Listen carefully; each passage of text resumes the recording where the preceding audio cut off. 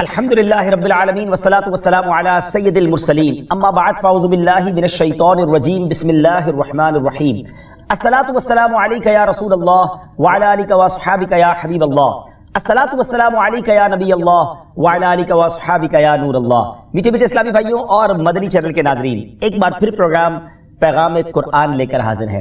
ہر ہی programme میں ایک قرآن پاک کا واقعہ اور اس سے ملنے والا سبق حاصل کرتے ہیں۔ آج ایک بڑا ہی عجیب و غریب بھی اور دردناک واقعہ بھی ہے۔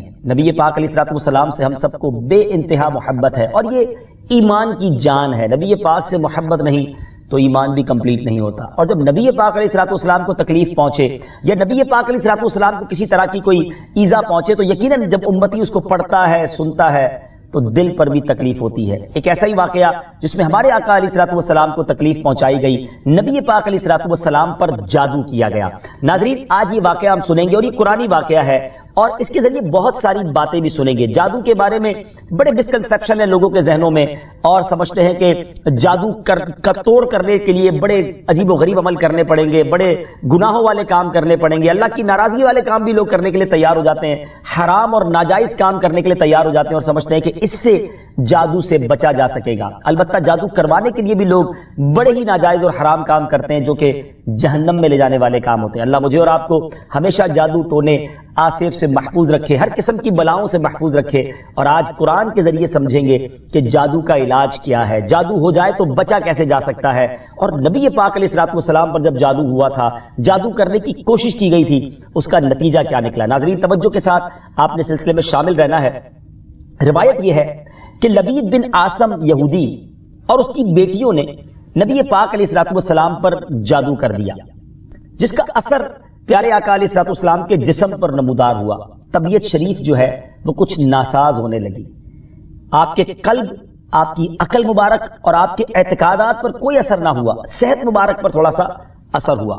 چند روز بعد حضرت جبریل امین بارگاہ رسالت میں حاضر ہوئے اور عرض کی، یا رسول اللہ صلی اللہ تعالی وسلم، ایک یہودی نے آپ صلی اللہ تعالی وسلم پر جادو کر دیا ہے، اور جادو کا جو سامان ہے وہ فلاں کنویں میں ایک پتھر کے نیچے دبا ہوا ہے۔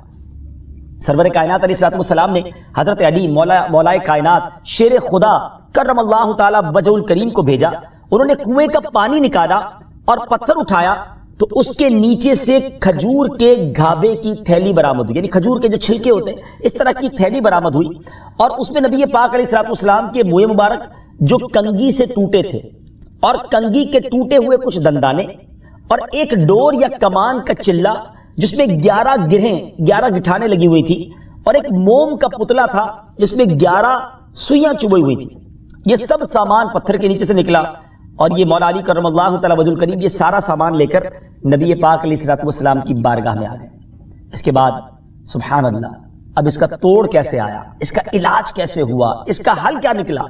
جبریل امین اللہ تبارک و تعالیٰ کی بارگاہ سے سورہ فلق اور سورہ ناس لے کر حاضر ہوئے، یعنی اب جو سورہ فلق اور سورہ ناس ہے وہ نازل ہوئیں، اور ان دونوں صورتوں کو ملائیں تو ناظرین اس میں 11 آیتیں ہیں۔ ہر ایک آیت کے پڑھنے سے ایک ایک گرہ کھلتی جاتی تھی، یہاں تک کہ سب گرہیں کھل گئیں، اور پیارے آقا علیہ الصلوۃ والسلام بالکل شفا یاب ہو گئے۔ سبحان اللہ سبحان اللہ۔ ناظرین اب اس واقعے سے بہت ساری باتیں میں نے اور آپ نے سیکھنی ہیں۔ پہلی بات یہ ہے کہ یہ بخاری شریف میں ہے کہ پیارے آقا علیہ الصلوۃ والسلام جب بستر شریف پر تشریف لاتے تو اپنے دونوں ہاتھوں پر دم کرتے اور اپنے سر سے پاؤں تک پورے جسم پر اپنے ہاتھوں کو پھرایا کرتے، جہاں تک دست مبارک پہنچ سکتے یہ عمل 3 مرتبہ فرماتے، یعنی نبی پاک علیہ الصلوۃ والسلام ان دونوں صورتوں کا اپنے اوپر بھی دم کیا کرتے۔ اور ایک اور جگہ پر بھی یہ ہے، حدیث عائشہ رضی اللہ تعالیٰ عنہ میں ہے کہ جب نبی پاک علیہ الصلوۃ والسلام کے گھر والوں میں سے کوئی بیمار ہوتا تو آپ علیہ الصلوۃ والسلام ان دونوں صورتوں کو پڑھ کر اس پر دم فرمایا کرتے تھے۔ تو یہ نبی پاک کے معمول میں تھا۔ تو آج اگر ہم میں بھی کوئی بیمار ہو جائے، فیملی میں کوئی بیمار ہو جائے، اپنے آپ کو ان آفتوں سے بچانا چاہتے ہیں تو اول آخر 3 بار درود پاک پڑھیں، سورہ فلق اور سورہ ناس کی تلاوت کریں، اپنے ہاتھوں پر دم کر کے اپنے جسم پر پھیر لیں، کسی مریض پر دم کر دیں، انشاءاللہ اس کی برکت ملے گی۔ یہاں ایک اور مسئلہ بھی سیکھنے کو ملے گا کہ تعویذات اور عملیات میں جس میں کوئی لفظ کفر و شرک کا نہ ہو وہ جائز ہے۔ اسی طرح گنڈے بنانا اور ان پر گرہیں لگا کر آیات قرآن اور اسماء الہیہ پڑھ کر پھونک مارنا بھی جائز ہے، یعنی تعویذات اگر شرک سے پاک ہیں، اگر کفریہ کلمات سے پاک ہیں تو وہ کرنے میں کوئی حرج نہیں، وظائف کرنے میں کوئی حرج نہیں. یہ قرآن و حدیث سے ثابت ہے اور آپ نے یہ سنا. ناظرین سیکھنے کو کیا مل رہا ہے؟ خلاصہ یہ ہوا کہ سورہ فلق یعنی قل اعوذ برب الفلق اور قل اعوذ برب الناس، یہ دونوں صورتیں جن اور شیاطین، نظر بد اور آسیب اور تمام امراض خصوصاً جادو ٹونے کا مجرب علاج ہیں. ان کو لکھ کر تعویذ بنائیں، گلے میں پہنائیں اور ان کو بار بار پڑھ کر مریض پر دم کریں اور کھانے اور پانی اور دواؤں پر پڑھ کر پھونک دیں اور پھر مریض کو کھانا وغیرہ کھلائیں.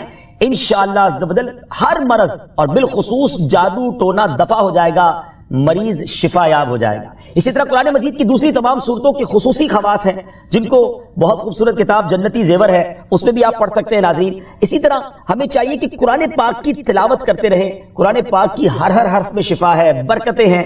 اور آج خاص طور پہ ہمارے ناظرین کو گویا وظیفہ، قرآنی وظیفہ مل رہا ہے. بہت سارے ناظرین یہ گزارش کرتے ہیں کہ ہمیں کوئی وظیفہ بتایا جائے، تو دیکھیں آج تو قرآن کے ذریعے، اور وہ وظیفہ جو نبی پاک کو رب کی طرف سے عطا ہوا، پیارے آقا علیہ الصلوۃ والسلام کو بھی شفا نصیب ہوئی، تو ہمیں ضرور اس کو اپنانا چاہیے. ناظرین اس سے پہلے کہ میں مزید اس معاملے میں آگے بڑھوں، میں چاہتا ہوں کہ دونوں صورتوں کی تلاوت اور اس کا ترجمہ پہلے سن لیتے ہیں اور پھر مزید اس بارے میں بات کرتے ہیں کہ اس حیرت انگیز واقعے سے مجھے اور آپ کو مزید کیا سیکھنے کو ملتا ہے. پہلے سورہ فلق کی تلاوت ہوگی، سورہ ناس کی تلاوت ہوگی. میں یہاں ایک اور بات بھی کہنا چاہوں گا. کچھ لوگ یہ کہتے ہیں جناب ہم وظیفہ کرتے ہیں اثر نہیں ہوتا، برکت نہیں ملتی. پہلے یہ چیک کر لیں کہ آپ کے مخارج ٹھیک ہیں، آپ تلاوت صحیح مخارج کے ساتھ کرتے ہیں. تو اب جو تلاوت آپ سنیں گے نا تو اس میں یہ بھی چیک کر لیں کہ آپ کیا اسی طرح کے تلفظ کے ساتھ پڑھتے ہیں، اور اگر مسٹیک کر رہے ہیں تو قرآن پاک صحیح طریقے سے پڑھیے، پھر دیکھیے اس کی کیسی برکتیں ملتی ہیں. آئیے سورہ فلق اور سورہ ناس کی تلاوت اور اس کا ترجمہ. قل اعوذ برب الفلق من شر ما خلق ومن شر غاسق اذا وقب ومن شر النفاثات في العقد ومن شر حاسد اذا حسد. تم فرماؤ میں اس کی پناہ لیتا ہوں جو صبح کا پیدا کرنے والا ہے، اس کی سب مخلوق کے شر سے، اور اندھیری ڈالنے والے کے شر سے جب وہ ڈوبے، اور ان عورتوں کے شر سے جو گروہ میں پھونکتی ہیں، اور حسد والے کے شر سے جب وہ مجھ سے جلے. قل اعوذ برب الناس ملک الناس الہ الناس من شر الوسواس الخناس الذي يوسوس في صدور الناس من الجنة والناس. تم کہو میں اس کی پناہ میں آیا جو سب لوگوں کا رب، سب لوگوں کا بادشاہ، سب لوگوں کا خدا، اس کے شر سے جو دل میں برے خطرے ڈالے اور دبک رہے، وہ جو لوگوں کے دلوں میں وسوسے ڈالتے ہیں، جن اور آدمی. ناظرین سورہ فلق اور سورہ ناس کے بے شمار فضائل و برکات ہیں. ایک اور حدیث پاک سنیے. حضرت عبداللہ بن خبیب رضی اللہ تعالیٰ عنہ فرماتے ہیں کہ ہم پر ہلکی بارش ہوئی اور اس وقت اندھیرا چھایا ہوا تھا، اور ہم پیارے آقا علیہ الصلوۃ والسلام کا انتظار کر رہے تھے کہ وہ آ کر ہمیں نماز پڑھائیں. پھر نبی پاک علیہ الصلوۃ والسلام ہمیں نماز پڑھانے کے لیے تشریف لائے اور ارشاد فرمایا پڑھو. میں نے عرض کی کیا پڑھوں؟ ارشاد فرمایا صبح و شام 3 بار قل هو اللہ احد، قل اعوذ برب الفلق اور قل اعوذ برب الناس پڑھو. ان کی تلاوت کرنا تمہیں ہر بری چیز سے بچائے گا. چلیں ایک اور وظیفہ مل گیا، سورہ اخلاص کو بھی شامل کر لیں. تو صبح و شام پڑھیں تو انشاءاللہ بری آفتوں سے، مصیبتوں سے، جادو ٹونے سے، آسیب سے، ان طرح کی بلاؤں سے انشاءاللہ محفوظ رہیں گے. ناظرین یہاں کچھ مسائل بھی سیکھ لیتے ہیں. حضرت اسماء بنت امیس رضی اللہ تعالیٰ عنہ نے عرض کی یا رسول اللہ صلی اللہ تعالیٰ علیہ وسلم جعفر کے بچوں کو جلد نظر ہوتی ہے، کیا مجھے اجازت ہے کہ ان کے لیے عمل کروں؟ نبی پاک علیہ الصلوۃ والسلام نے اجازت عطا فرمائی. تو سیکھنے کو یہ ملا کہ تعویذ اور عملیات جن میں کفر و شرک نہ ہو، کوئی کلمہ ناجائز نہ ہو، تو اس میں جو ہے وہ تعویذ کرنا، عمل کرنا جائز ہے، اور خاص کر وہ عمل جو آیات قرآنیہ سے کیے جائیں یا احادیث میں وارد ہوئے ہوں. اسی طرح چند مسائل بھی سیکھنے کو ملے. یہ دونوں صورتیں جو ہیں ان کے شان نزول سے ہمیں معلومات کیا ملتی ہیں. نمبر 1، جادو اور اس کی تاثیر حق ہے. کچھ لوگ جادو کا انکار کر دیتے ہیں، یہ درست نہیں ہے۔ جادو اور اس کی تاثیر حق ہے، کیونکہ قرآن میں اس کا ذکر ہے، اور نبی پاک علیہ الصلوۃ والسلام پر بھی آپ کی صحت مبارک پر اس کا اثر ہوا۔ نمبر 2، نبی کے جسم پر جادو کا اثر ہو سکتا ہے، جیسے تلوار، تیر اور نیزے کا بھی اثر ہوتا ہے۔ یہ شان نبوت کے خلاف نہیں ہے، ہاں ایسا اثر نہیں ہو سکتا کہ جس سے نبوت کے متعلقہ امور میں خلل آ جائے۔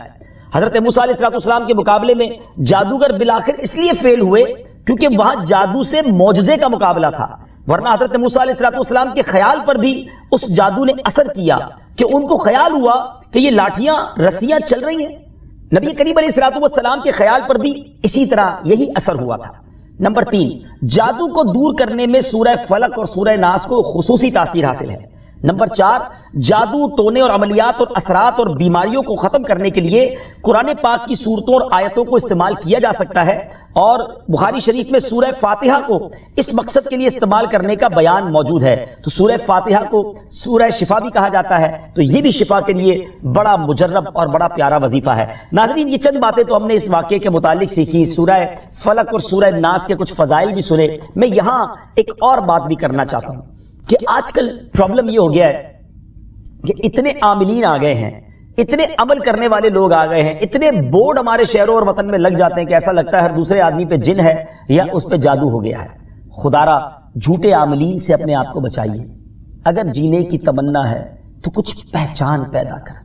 لوگوں کے گھر بک جاتے ہیں، لوگوں کی عزتیں پامال ہو جاتی ہیں، عجیب ماحول ہو گیا ہے۔ کچھ بد نصیب تو وہ ہیں جو کسی کو تباہ کرنے کے لیے جادو کروانے جاتے ہیں اور ہزاروں لاکھوں روپے خرچ کرتے ہیں، اور پھر بیچارے کچھ جب بیمار ہو جاتے ہیں تو اپنا بعض اوقات ڈاکٹری مسئلہ ہوتا ہے اور وہ بھی کسی عامل کے ہتھے چڑھ جاتے ہیں، اور وہ کہتا ہے جناب آپ کے گھر میں بہت برا عمل ہوا ہے، فلاں جگہ کوئی چیز دبی ہوئی ہے، اور اس کو اب سنبھالنے کے لیے، اس کو نکالنے کے لیے اتنے بکرے چاہیے، اتنے مرغے چاہیے، اتنے انڈے چاہیے، قبرستان میں یہ عمل کرنا ہوگا، اور پھر غریب آدمی اپنی چیزوں کو بیچ کر ہزاروں لاکھوں روپے دے دیتے ہیں اور خاندان کے خاندان ٹوٹ جاتے ہیں۔ ایسا نہ کریں، پلیز ایسا نہ کریں، بلکہ میں تو ان عاملین سے بھی گزارش کروں گا کہ حلال روزی کی طرف آئیں۔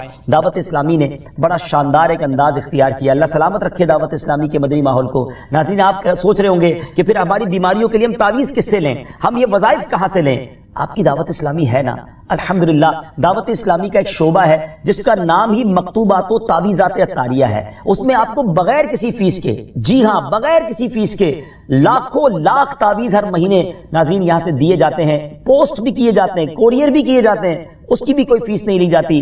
تو یہ تعویذات آپ دعوت اسلامی کے مرکز سے رابطہ کر کے لے لیجئے۔ آن لائن تعویذات کی سروس بھی موجود ہے، حالانکہ دعوت اسلامی کا اس ڈپارٹمنٹ پر لاکھوں کروڑوں روپے خرچ ہو رہا ہے، مگر اس لیے اس کو فری رکھا ہے تاکہ امت کے لیے آسانی ہو، دکھیاری امت جو ہے ان کے مسائل حل ہو جائیں، نہ جانے کس کی دعا لگ جائے اور ہمارا بیڑا پار ہو جائے۔ ہاں اس میں یہ ضرور میں کہوں گا کہ وہ لوگ جو یہ پروگرام دیکھ رہے ہیں اور ان کو لگتا ہے کہ میں اس شعبے کو سپورٹ کروں، دعوت اسلامی جس شعبے میں خرچ کر رہی ہے اور نہ جانے کتنے دکھیارے مسلمانوں کی دعائیں لے رہی ہے، تو اگر آپ دعوت اسلامی کے شعبہ تعویذات عطاریہ میں سپورٹ کرنا چاہتے ہیں، اپنا ڈونیشن دینا چاہتے ہیں، تو بھی ہم سے رابطہ کر لیجئے۔ لیکن پلیز ان جھوٹے عاملوں سے اپنے آپ کو بچائیے۔ اور مجھے جو ناظرین سن رہے ہیں، ہر بندے پر جادو نہیں ہوتا، ہر بندے پر جن نہیں آ جاتا، ہر بات میں وسوسہ نہ لایا کرے، وظائف پڑھ لیا کرے۔ صبح شام یہ وظیفہ ہمیں نبی پاک نے دے دیا ہے، صبح گھر سے پڑھ کر نکلے، شام گھر پر آ کر سونے سے پہلے پڑھ لے، آیت الکرسی سونے سے پہلے پڑھ لے، اللہ نے چاہا خیر آپ کا مقدر رہے گی، اور مزید ضرورت ہو تو دعوت اسلامی کے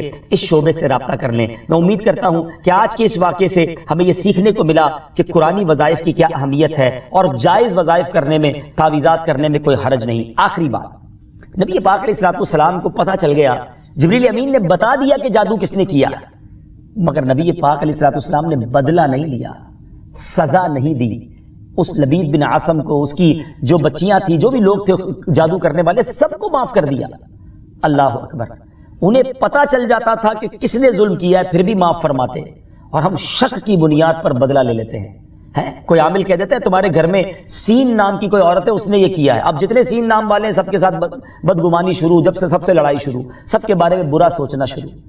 انسان ہی سے غلطی ہوتی ہے، معافی کرنے والا ذہن رکھیے، معاف کریں گے اللہ تعالیٰ آپ کو معاف کر دے گا، رحم کریں گے آپ پر رحم کیا جائے گا۔ اللہ مجھے اور آپ کو نبی پاک علیہ الصلوۃ والسلام کی اس مبارک سیرت سے سیکھنا نصیب فرمائے کہ اگر کسی سے غلطی ہو بھی گئی ہے، کسی نے ہمارا برا چاہا بھی ہے اور پتہ بھی چل گیا ہے، تو معاف کرنا اللہ کو بڑا پسند ہے۔ مشکل ضرور ہے، دل چاہتا ہے میں بھی بدلہ لوں، لیکن مزہ بھی تو یہی ہے نا کہ دل چاہ بھی رہا ہے، غلط بھی کیا ہے سامنے والے نے اور میں بدلہ لے بھی سکتا ہوں، پھر بھی اللہ کی رضا کے لیے معاف کر دیں اور اس نیت سے معاف کریں، میرے مالک میں تیرے بندے کو معاف کر رہا ہوں، تو مجھ گناہگار کو معاف فرما دے۔ اللہ کریم ضرور کرم فرمائے گا، اور یہی اسلام کی خوبصورتی ہے۔ اللہ مجھے اور آپ کو معافی اور درگزر کا ذہن نصیب فرمائے۔ ہمارے سلسلے پیغام قرآن میں ہم یہی کوشش کرتے ہیں کہ قرآن پاک سے کوئی میسج، کوئی پیغام آپ کی طرف بڑھایا جائے، تو آج الحمدللہ آپ کے لیے یہ پیغام تھا کہ قرآن پاک پڑھیے، اس پر عمل کیجئے، اس کو پڑھ کر اپنے اوپر دم بھی کیجئے، اور پھر کسی سے غلطی ہو جائے تو معاف بھی کیجئے۔ وقت ہوا ہے ایک اگلے سیگمنٹ کا جس کا نام ہے تعارف قرآن۔ پیغام قرآن۔ ناظرین، وقت ہوا ہے ہمارے بہت ہی خوبصورت سیگمنٹ تعارف قرآن کا، اور آج تعارف قرآن میں ہم قرآن پاک کی انہی دو سورتوں کی بات کریں گے جس کا ذکر ہم نے اپنے سلسلہ پیغام قرآن میں کیا، یعنی سورہ فلق اور سورہ ناس۔ سب سے پہلے بات کرتے ہیں سورہ فلق کی۔ سورہ فلق مدینہ منورہ میں نازل ہوئی، اور ایک قول یہ ہے کہ مکہ مکرمہ میں نازل ہوئی۔ پہلا قول زیادہ صحیح ہے کیونکہ اس کے شان نزول سے اسی کی تائید ہوتی ہے۔ رکوع اور آیات کی تعداد، اس صورت میں 1 رکوع اور 5 آیتیں ہیں۔ فلق نام رکھنے کی وجہ، فلق کے کئی معنی ہیں اور یہاں اس سے مراد صبح ہے، اور چونکہ اس سورت کی پہلی آیت میں لفظ موجود ہے اس مناسبت سے اسے سورہ فلق کہتے ہیں۔ پیارے آقا علیہ الصلوۃ والسلام نے ایک بار اس سورت کے بارے میں ارشاد فرمایا، کیا تم نے نہیں دیکھا کہ آج رات مجھ پر ایسی آیتیں نازل ہوئی ہیں جن کی مثل نہیں دیکھی گئی؟ وہ آیتیں قل اعوذ برب الفلق سورت کے آخر تک اور قل اعوذ برب الناس سورت کے آخر تک ہے۔ سبحان اللہ۔ تو اس سورت کے بارے میں بڑے فضائل نبی پاک علیہ الصلوۃ والسلام نے ارشاد فرمائے۔ ایک بار حضرت عابس جوہنی رضی اللہ تعالیٰ عنہ سے روایت ہے کہ نبی پاک علیہ الصلوۃ والسلام نے ارشاد فرمایا، میں تمہیں وہ کلمات نہ بتاؤں جو شریر، جنات اور نظر بد سے اللہ تعالیٰ کی پناہ طلب کرنے میں سب سے افضل ہیں۔ انہوں نے عرض کی، یا رسول اللہ صلی اللہ تعالیٰ علیہ وسلم کیوں نہیں، آپ ضرور بتائیے۔ ارشاد فرمایا وہ کلمات یہ دونوں صورتیں ہیں، قل اعوذ برب الفلق اور قل اعوذ برب الناس۔ سبحان اللہ، سبحان اللہ۔ اب آئیے سورہ ناس کے بارے میں کچھ سن لیتے ہیں، اس کی فضیلت بھی جان لیتے ہیں۔ سورہ ناس جو ہے ناظرین، یہ قرآن پاک کی ترتیب کے لحاظ سے سب سے آخری سورت ہے۔ اس کا مقام نزول، سورہ ناس زیادہ صحیح قول کے مطابق مدنی ہے۔ اس سورت میں 1 رکوع اور 6 آیتیں ہیں۔ الناس نام رکھنے کی وجہ، عربی میں انسانوں کو الناس کہتے ہیں، اور اس سورت کی پہلی آیت میں یہ لفظ موجود ہے، اس مناسبت سے اسے سورہ الناس کہتے ہیں یا اسے سورۃ الناس کہتے ہیں۔ سورۃ الناس کے مضامین، اس سورہ مبارکہ میں ان جنات اور انسانوں سے اللہ تعالیٰ کی پناہ مانگنے کی تعلیم دی گئی ہے جو لوگوں کے دلوں میں وسوسے ڈالتے ہیں۔ سورہ فلق کے ساتھ اس کی مناسبت کیا ہے؟ سورۃ الناس کی اپنے سے ماقبل سورت سورہ فلق کے ساتھ مناسبت یہ ہے کہ سورہ فلق میں ظاہری شر سے اللہ تعالیٰ کی پناہ مانگنے کی تعلیم دی گئی تھی، اور اس سورت میں خفیہ شر سے اللہ تعالیٰ کی پناہ مانگنے کی تعلیم دی گئی ہے۔ اللہ تعالیٰ ہمیں ہر طرح کے شر سے محفوظ فرمائے، قرآن پاک پڑھنے، سمجھنے اور اس پر عمل کرنا نصیب فرمائے۔ مدنی چینل دیکھتے رہیے، اگلے سلسلے میں ایک اور پیغام قرآن لے کر حاضر ہوں گے۔ صلو علی الحبیب صلی اللہ تعالی علی محمد صلی اللہ علیہ وسلم۔